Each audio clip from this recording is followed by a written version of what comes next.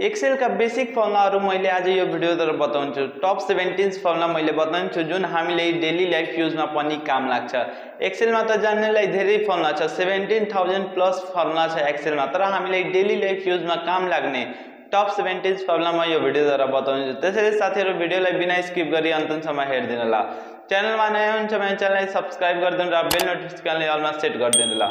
यो भिडियोलाई हाम्रो फेसबुक पेज अन्तर्गत हेरिरहेको छु भने फेसबुक पेजलाई पनि फलो गरिदिनु होला र यो हाम्रो भिडियोलाई एउटा लाइक गरिदिनु होला। अब लाग्छु म आफ्नो ल्यापटपमा एक्सेललाई ओपन गर्नु होला। मैले आफ्नो एक्सेल ओपन गरिसकेको छु। अलि म यसलाई जुम गरिदिन्छु तपाईलाई बुझ्न सजिलो होस्। अब तपाई एक्सेलमा काम गर्दै राख्नु भइरहेछ अनि तपाईलाई आजको डेट हेर्नु छ त कसरी हेर्ने, त्यसको लागि हाम्रो फर्मुला छ।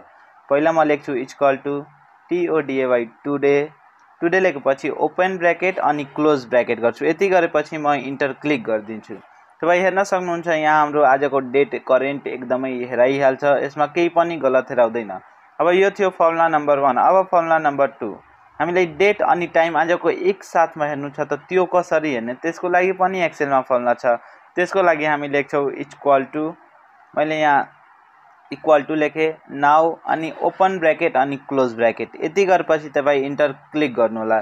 तपाई यहाँ हेर्न सक्नुहुन्छ अहिलेको करेन्ट डेट अनि टाइम हेराइरहेछ। मैले यहाँ लेखिसकेको छु 9:35 अहिले भइरहेछ। यो थियो आज फर्मुला नम्बर 2। अब फर्मुला नम्बर 3, हामी 100 वर्ष पहिलाको अथवा 6 महिना पहिलाको डेट कति थियो त्यो हामी यहाँबाट आफ्नो पत्ता लगाउन सक्छौं एकदमै सजिलो तरिकाले। त्यसको पनि फर्मुला छ। म यहाँ तपाईलाई स्टेप बाइ स्टेप बताउँछु त्यो कुन कुन फर्मुला छ।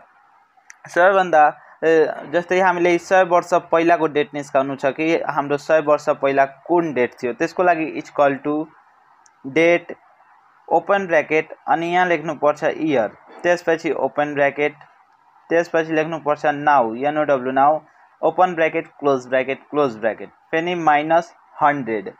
हामीलाई 100 वर्ष पहिलाको डेट चाहियो, त्यसैले म यहाँ -100 लेख्दिन्छु। 100 लेखे, त्यसपछि कमा। अब मन्थ MONTH मन्थ लेखे, फेरि ओपन ब्रैकेट, फेरि यहाँ लेख्छु म नाउ। फेरि यहाँ तपाईले एक्सेलमा क्यापिटल अनि त्यो स्मल लेख्दा केही फरक पर्दैन। नाउ पछि open bracket close bracket comma, फेरि लेख्दिन्छु day open bracket now, open bracket close bracket. यति गरेपछि म इन्टर गर्छु भने तपाईको 100 वर्ष पहिलाको डेट, मैले यहाँ 100 राखेको छु, 100 वर्ष पहिलाको डेट यहाँ तपाईले हेर्न सक्नुहुन्छ। यहाँ हेर्न सक्नुहुन्छ 1923 अनि आजको डेट हो 2023। यो भयो हाम्रो 100 वर्ष पहिलाको डेट। यो हाम्रो थियो 100 वर्ष पहिलाको हेर्नको लागि। तपाई जति पनि हेर्न सक्नुहुन्छ। अब जस्तै 6 महिना पहिलाको डेट हेर्नु छ त 6 महिना पहिलाको डेट कसरी हेर्ने, म यही फर्मुलामा अलिकता चेन्जेस गरेर म तपाईलाई बताइरहेछु। यहाँ -100 लेखेको मैले मेटिदिन्छु अनि यहाँ मन्थ अनि नाउको अगाडि यहाँ कमा छ, त्यसको बीचमा मैले लेख्दिन्छु -6 अनि इन्टर गरेपछि यहाँ हेर्न सक्नुहुन्छ 6 मन्थ पहिलाको डेट। 6 महिना पहिला हाम्रो कुन डेट थियो त्यो तपाई यहाँ हेर्न सक्नुहुन्छ। यो भयो। अब हामी एक्सेलमा सम कसरी गर्ने त, यो सबै भयो। अब एक्सेलमा हामी सम कसरी गर्ने त एकदमै सजिलो तरिकाले त्यो पनि बताउने छु। सबैभन्दा पहिला हाम्रो एक्सेलमा फर्मुला कुनै पनि फर्मुला युज गर्दा इक्वल टु चिन्हले सुरु हुन्छ। त्यसपछि म लेख्छु equal to sum open bracket, मैले यहाँ राख्दिन्छु 5,2,3 अनि क्लोज ब्रैकेट गरिदिन्छु। यति गरेपछि तपाई अगाडि नै सम गरिहाल्नु 5 2 7 एन्ड 3 10। इन्टर गरिसकेपछि यहाँ 10 हेर्न सक्नुहुन्छ, एन्सर 10 आएछ। एक्ज्याक्ट एन्सर हाम्रो 10 आयो। यो एक्सेलमा तपाईलाई केही पनि रङ हेराउँदैन। अब जस्तै मल्टिप्लाई, हामी कपीमा गर्ने बेला त मल्टिप्लाई गर्छौं, तर एक्सेलमा हामी त्यसलाई प्रोडक्टको नामले जान्छौं। अब प्रोडक्ट कसरी गर्ने त, equal to product open bracket 2, 3, 4, 5 अनि क्लोज ब्रैकेट गरिदिन्छु।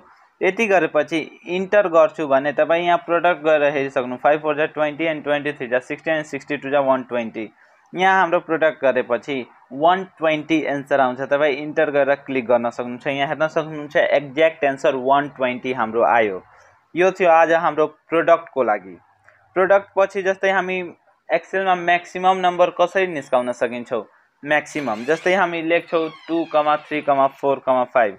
जस्ट मैले यहाँ एउटा एक्जाम्पल थ्रु तपाईले बताउँदै छु हामी म्याक्सिमम नम्बर कसरी निकाल्ने त मैले बताएको छु एक्सेलमा कुनै पनि फर्मुला युज गर्दा इक्वल टु चिन्हले हामी सुरु गर्छौं। पहिला म लेख्छु equal to max MX maximum को सर्ट हुन्छ म्याक्स ओपन ब्रैकेट 2, 3, 4, 5, 10 अनि क्लोज गरिदिन्छु। यहाँ हाम्रो म्याक्सिमम नम्बर हेर्न सक्नुहुन्छ म्याक्सिमम नम्बर 10 छ। त्यही भएर म इन्टर गर्छु भने यहाँ आन्सर तपाईले 10 हेर्न सक्नुहुन्छ। यहाँ मैले इन्टर गरे 10 आयो। त यहाँ हेर्न सक्नुहुन्छ 2, 3, 4 अनि 5 त्यो स्मल छ अनि 10 नै लार्जेस्ट हो। त्यही भएर हाम्रो म्याक्सिमम नम्बर 10 आइसकेछ। यो भयो हाम्रो म्याक्सिमम नम्बर। यस्तै सेम फर्मुला युज गरी अब मिनिमम हामी निस्काउने। मिनिमम को सर्ट फर्म हुन्छ एमआईएन। मैले इक्वल टु एमआईएन मिन अनि ओपन ब्रैकेट 0 2 5 6 अनि क्लोज ब्रैकेट गरिदिन्छु। यहाँ सबैभन्दा स्मल हाम्रो नम्बर छ 0। मैले इन्टर प्रेस गरेपछि यहाँ तपाई पक्कै 0 हेर्न सक्नुहुन्छ किन यहाँ फर्मुलामा मिन लागेछ। मिनिमम भ्यालु कुन छ हाम्रो त मिनिमम भ्यालु 0 छ। त्यही भएर मैले इन्टर गरे अनि यहाँ तपाई मिनिमम भ्यालु हेर्न सक्नुहुन्छ हाम्रो 0 आइसकेछ। अब यो थियो हाम्रो मिनिमम सम्मको। अब जस्तै हामी मिनिमम त निस्काइदियो। अब पावर कसरी निस्काउने त यसमा पावर को लागि हाम्रो फर्मुला हुन्छ power equal to power open bracket 2, 4 अनि क्लोज ब्रैकेट गरिदिन्छु भने हाम्रो आन्सर आउँछ 16। तपाई गएर हेर्न सक्नुहुन्छ पावर पनि तपाई गर्नु होला एकदमै सजिलो छ यसमा केही छैन। अब यो थियो पावर को लागि। अब जस्तै हामी आफ्नो नेम को फर्स्ट 4 वटा लेटर हेर्न सक्छौ। जस्तै हाम्रो नेम 5 लेटर को छ अनि 4 वटा लेटर छ त कुन फर्मुला युज गर्ने equal to left open bracket left लेखेपछि हामीले ओपन ब्रैकेट दिनुपर्छ। त्यसपछि इन्भर्टेड कमा अनि आफ्नो नाम लेख्नुपर्छ। मैले आफ्नो नाम रोहित लेखे अनि इन्भर्टेड कमाले क्लोज गरिदिन्छु। त्यसपछि मैले यहाँ कमा दिन्छु अनि 4 टाइप गर्छु अनि क्लोज ब्रैकेट गरिदिन्छु अनि इन्टर गरेपछि तपाईले 4 वटा लेटर सुरुको हेर्न सक्नुहुन्छ। लास्ट को टी हटिसकेछ। लास्ट को टी तपाई हेर्न सक्नुहुन्छ यहाँ हटिसकेछ। आर यहाँ चाहिँ मात्र आछ। टी तपाई हेर्न सक्नुहुन्छ ग्याप भइसकेछ। यो भयो। अब जस्तै यो तपाईँ हाम्रो लेफ्ट भयो। अब तपाईँ यस्तै राइट गरेर हेर्न सक्नुहुन्छ। तपाईको फर्स्ट लेटर ग्याप हुन्छ अनि लास्ट को 4 वटा लेटर मात्र हेर्छ। अब राइट को लागि equal to right open bracket inverted कमामा फेरि आफ्नो नाम लेख्दिनु होला। मैले आफ्नो नाम लेखे अनि कमा 4 अनि ब्रैकेट क्लोज गरिदिन्छु। यहाँ हेर्न सक्नुहुन्छ फर्स्ट को लेटर मेरो हटिसकेछ आर अनि मात्र ओ यहाँ चाहिँ टी आछ। इन्टर गर्नु अनि ओ यहाँ चाहिँ टी मात्र आछ। यो भयो हाम्रो फर्स्ट को 4 वटा लेटर हेर्नको लागि।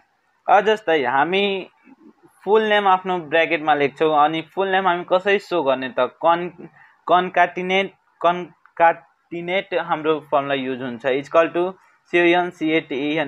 कन्काटिनेट ओपन ब्रैकेट अनि इन्भर्टेड कमा मैले आफ्नो नाम लेख्दिन्छु पहिला रोहित।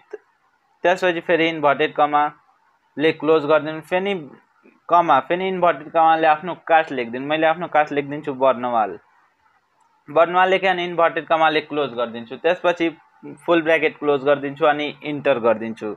र हेर्न सक्नुहुन्छ रोहित वर्णमाल मेरो आइसकेछ। यो थियो हाम्रो फुल नेम जोड्नको लागि फर्मुला। फुल नेम जोड्नको लागि हाम्रो फर्मुला यो लाग्छ हेर्न सक्नुहुन्छ। अब जस्तै हाम्रो यति गरेपछि हाम्रो त फुल नेम हेराइसक्यो। अब जस्तै हामीलाई अप्पर केस जस्तै हाम्रो क्यापिटल लेटर हुन्छ सबै त्यो कसरी लेख्न सक्छौ त त्यसको लागि हामी अप्पर युज गर्छौं इक्वल टु अप्पर अनि ओपन ब्रैकेट इन्भर्टेड कमामा तपाई आफ्नो नेम स्मल लेटरमा लेख्नु होला। मैले इन्भर्टेड कमा रोहित लेखे रोहित अनि फेरि इन्भर्टेड कमाले क्लोज गर्ने ब्रैकेट क्लोज इन्टर गरेपछि मेरो यहाँ पुरै रोहित जुन छ क्यापिटल लेटरमा आइसकेछ। तपाई हेर्न सक्नुहुन्छ क्यापिटल लेटरमा आइसक्यो।